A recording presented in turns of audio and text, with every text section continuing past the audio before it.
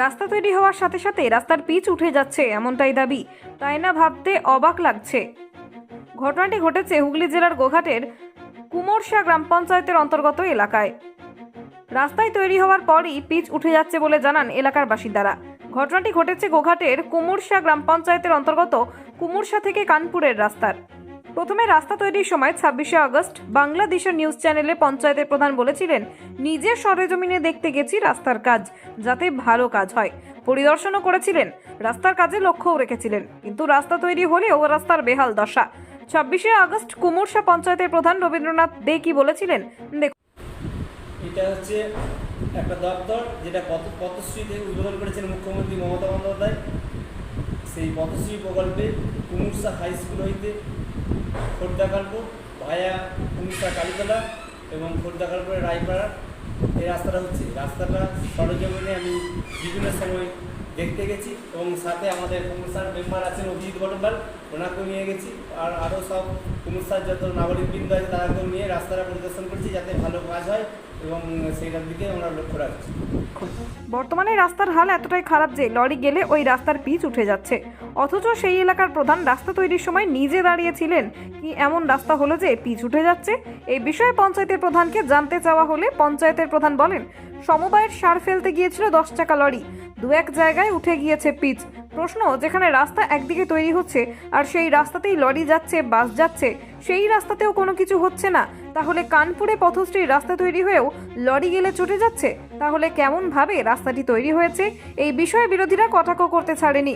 বিজেপির মণ্ডল সভাপতি রাজু রানা জানান, নিম্নমানের রাস্তা তৈরি হচ্ছে, যে পরিমাণ মাল মেটেরিয়াল দিয়ে রাস্তা তৈরি করার কথা ছিল সেইভাবে করা হয়নি। সবটাই আত্মসাৎ করেছেন পঞ্চায়েতের প্রধান থেকে শুরু করে অনেকেই।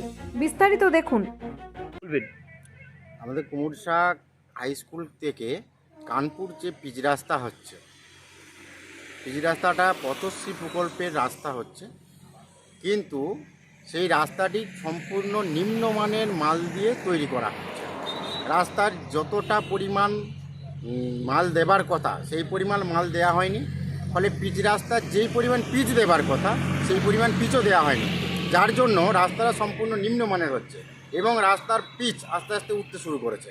বিভিন্ন জায়গা থেকে আমাদের কাছে খবর আসছে, আমরা নিজেদের আমাদের ছেলেরা গিয়েছিল দেখতে, যে দেখে আসছে যে একটা ম্যাকেন্টুস বলে একটা কোম্পানি, যেটা সরাসরি নবান্ন থেকে চালু হয়েছে, মমতা ব্যানার্জির পোষ্য কোম্পানি, সরাসরি তারা নিজেরা করছে, তারা কাউকে করে না, পরোয়া করে না, নিজেদের মতো করে কাজ করছে।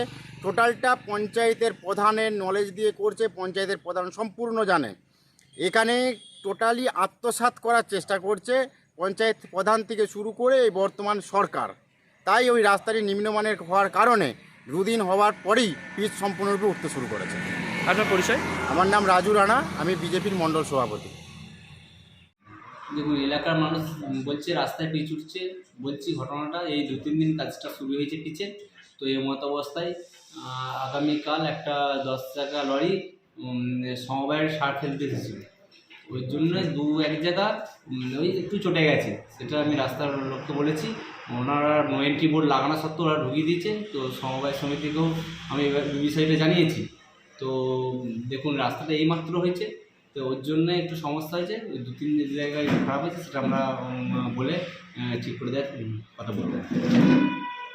সারাদিনে আপনার এলাকার খবর দেখতে আমাদের বাংলাদিশা ডিজিটাল ফেসবুক ও ইউটিউব পেজটি লাইক করে রাখুন এক্ষুনি। আপনারা দেখছেন আমার বাংলার নতুন দিশা, বাংলাদিশা।